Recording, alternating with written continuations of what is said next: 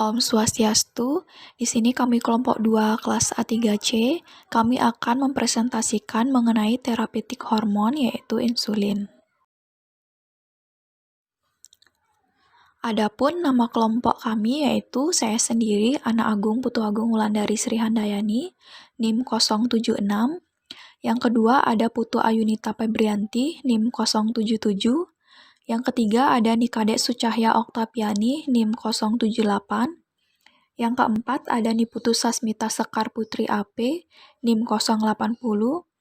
Dan yang terakhir ada Iputu Arya Yayang Krisnayuda, NIM 081. Sebelum masuk ke pembahasan yang lebih dalam lagi, saya akan menjelaskan apa itu rekayasa genetika.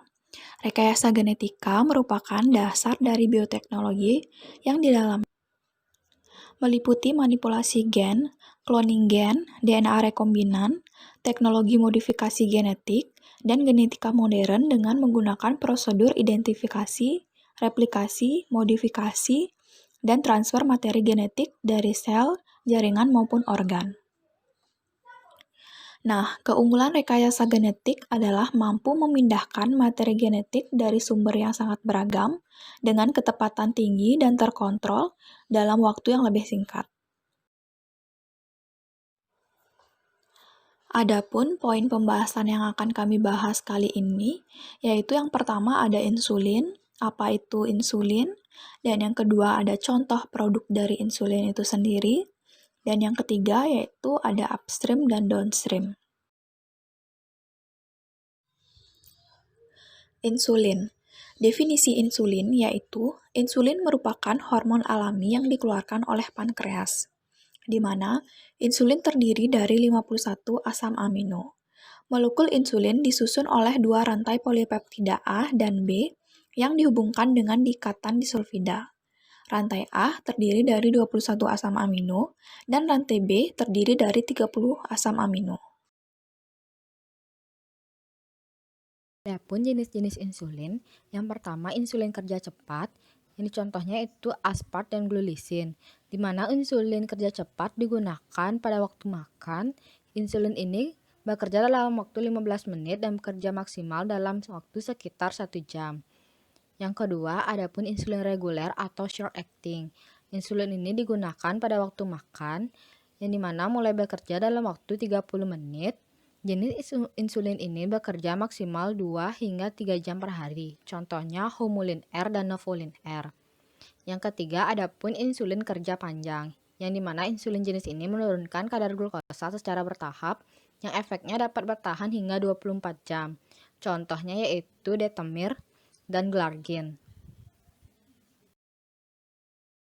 Berikutnya, saya jelaskan sedikit mengenai contoh produk insulin. Di sini kita menggunakan contoh produknya Novolin R.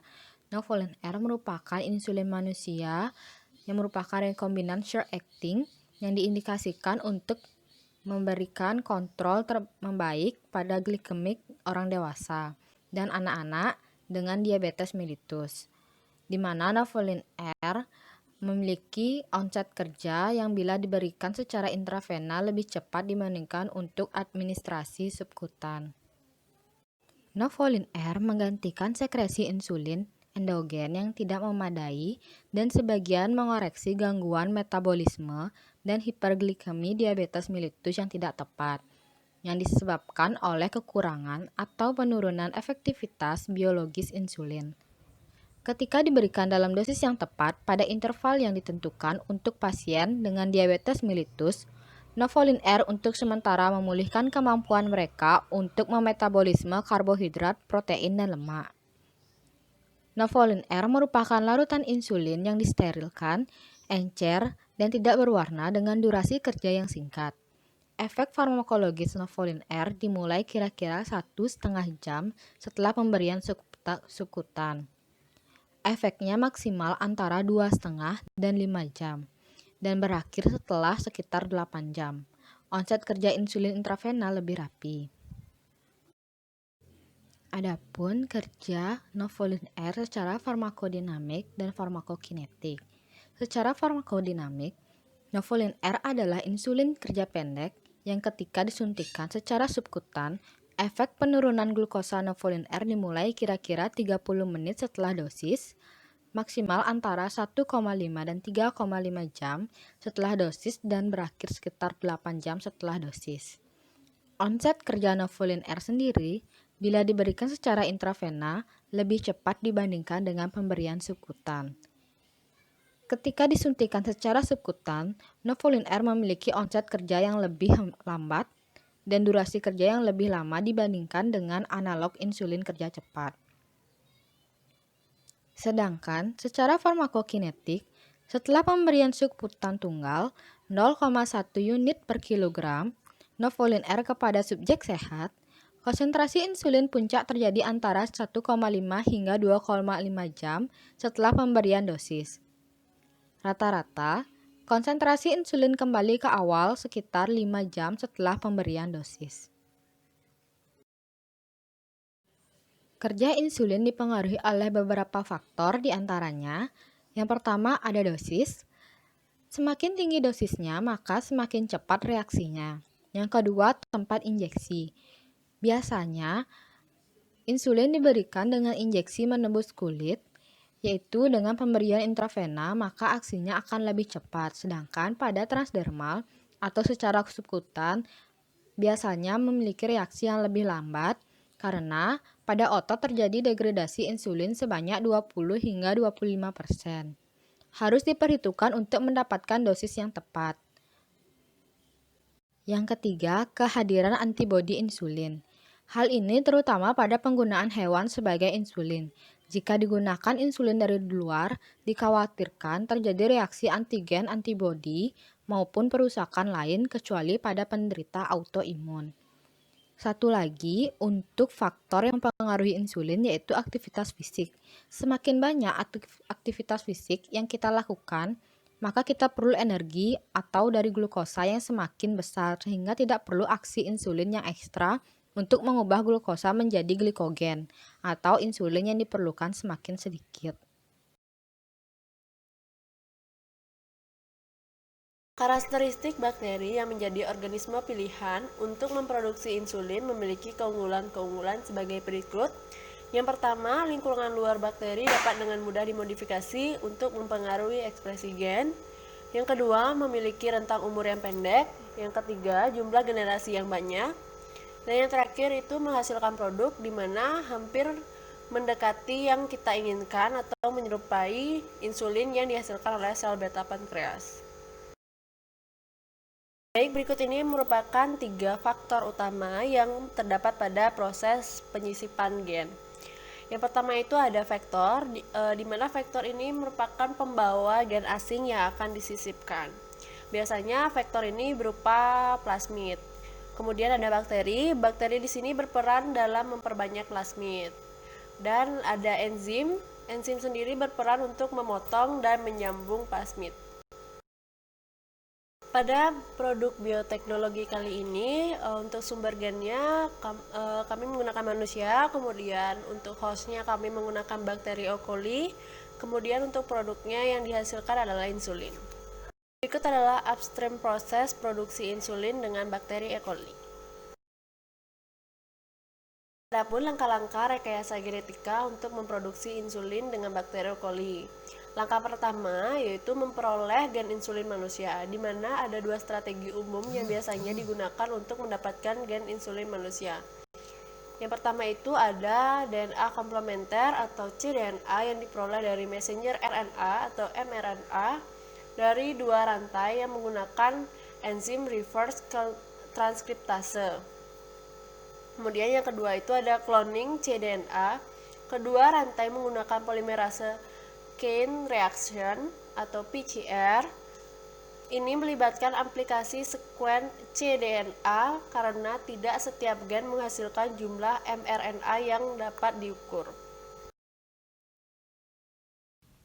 Langkah 2. Penyisipan cDNA dari kedua rantai ke dalam plasmid. Plasmid bakteri dipotong menggunakan enzim retriksi spesifik untuk memasukkan 2 molekul DNA ke dalam plasmid terpisah. Setiap cDNA diperpanjang pada ujung kodon inisiasi ATG untuk memulai penerjemahan dan sinyal terminasi terjemahan pada ujung lengket Echori dan Bamhi. Kemudian sebagai situs pembatasan, 2 plasmid vektor dibuat untuk kedua cDNA. Mereka dimasukkan ke dalam plasmid di situs Echori dan Bamhi di sebelah gen LACZ yang mengkode enzim B-galaktosidase. Dalam E. coli, B-galaktosidase adalah enzim yang mengontrol transkripsi gen untuk membuat bakteri memproduksi insulin. Gen insulin perlu diikatkan ke enzim ini. Plasmid yang dipotong diikat ulang menjadi ligase DNA spesifik. Langkah 3. Transfeksi. Plasmid rekombinan memasuki bakteri dalam proses yang dikenal sebagai transfeksi. Metode seperti penggunaan elektroporasi, perlakuan CaCl2 dapat digunakan. Sel-sel ini kemudian dikenal sebagai sel yang diubah. Langkah keempat, persiapan media dan peralatan. Kaldu LB dibuatkan menggunakan bubuk LB, itu autoklav dan ampicillin, dan laktosa ditambahkan setelah sterilisasi untuk mencegah denaturasi atau kerusakan. Inokulasi dilakukan dengan menambahkan bakteri hasil transformasi ke dalam media. Persiapan bioreaktor juga dilakukan. Bagian-bagian dari bioreaktor juga diperbaiki dan diperiksa seperti kalibrasi elektroda pH, probe PO2, korridator pembuangan, dan saluran masuk di udara. Bioreaktor kemudian disterilkan. Langkah 5. Fermentasi. Tahap ini terdiri dari penskalaan kecil atau pengayaan kultur cairan dalam labu kocok hingga penskalaan besar. Kedua rantai itu tumbuh terpisah. Penskalaan kecil yaitu tahap awal menggunakan labu goyang untuk melakukan metode pengkayaan budidaya untuk memilih jenis E. coli yang diinginkan untuk fermentasi. Langkah ini melibatkan pemantauan dan kontrol proses. Proses sel bakteri mengaktifkan gen untuk rantai insulin manusia dan rantai insulin diproduksi di dalam sel. Selanjutnya saya akan menjelaskan tentang downstream, yaitu proses produksi insulin dengan bakteri E. coli. Downstream proses. Langkah 6. Isolasi produk mentah. Sel-sel dikeluarkan dari tangki dan dilisis dengan menggunakan metode yang berbeda seperti pencernaan enzim, pembengkuan dan pencairan, dan sonikasi. Untuk pencernaan enzim lisosom digunakan untuk mencerna lapisan luar sel bakteri dan campuran deterjen, kemudian ditambahkan untuk memisahkan membran dinding sel. Langkah 7. Pemurnian produk kotor. Sentrifugasi dilakukan untuk membantu memisahkan komponen sel dari produk ikat. Pemurnian yang ketat dari rantai insulin rekombinan harus dilakukan untuk menghilangkan kotoran. Ini menggunakan beberapa metode kromatografi seperti filtrasi gel dan pertukaran ion, bersama dengan langkah tambahan yang mengeksploitasi perbedaan dalam hidrofobisitas.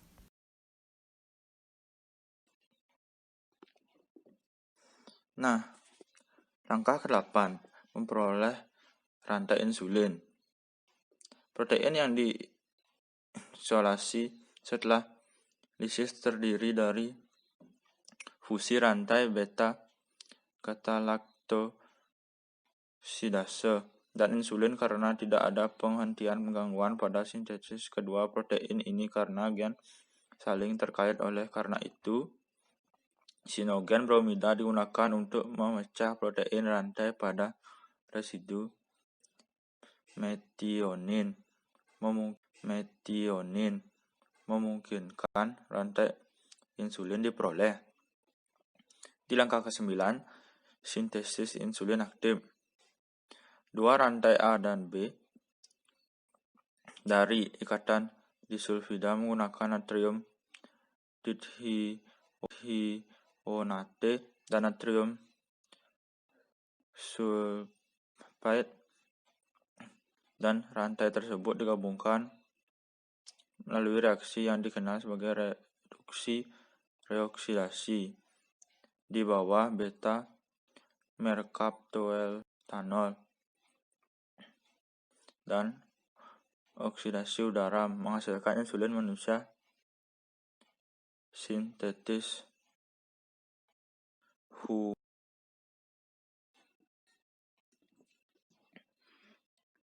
Langkah 10.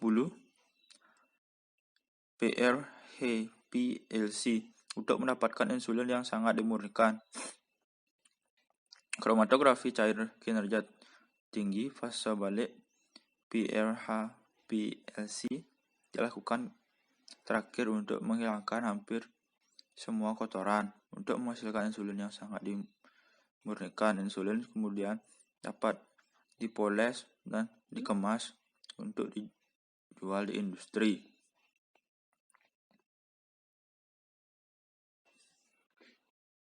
Dapat ditarik kesimpulan yang pertama, rekayasa genetika dan terapi gen merupakan hasil kemajuan iptek yang dapat memberikan keharapan baru bagi para penderita penyakit yang di masa lampau mustahil untuk disembuhkan, misalnya penyakit turunan.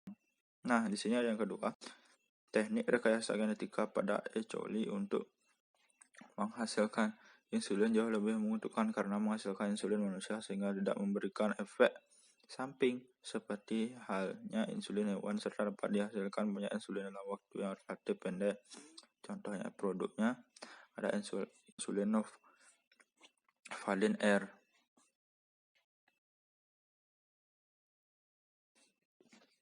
Sekian presentasi dari kelompok kami. Jika ada salah kata, mohon dimaafkan. Dan terima kasih.